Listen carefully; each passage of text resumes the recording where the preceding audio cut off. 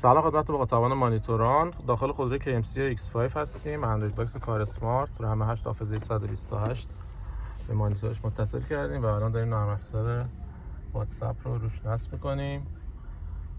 داخل منوی دستگاه هم بریم. این منوی دستگاه بازار روش نصب کردیم. اینم قسمت کنترل سنترش. سیم کارت میتونید بندازید. الان به وای فای گوشی متصلش کردیم که داره نرم افزار رو دانلود میکنه.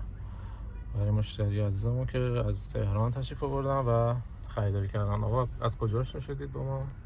من از طریق گوگل آشنا شدم. واقعا کیفیت دستگاه عالیه. من چند تا دستگاه دیگرم تست کردم روی این ماشین KMC X5 ولی این هم منوش خیلی روونتره و هم خیلی سریع اومد بالا.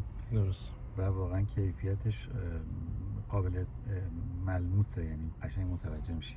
چند تا دیگه تست کردید قشنگ سرعت دستگاه کار آره، هم دیسکانکت میشد بعضی موقع. درست. که یه باگی داشت روش بالا با یه مقدار ارزونتر. ولی من خب خیلی سرچ کردم و به این نتیجه رسیدم که این دستگاه رو حتما بگیرم. درست. خیلی ممنون از خواهش میکنم.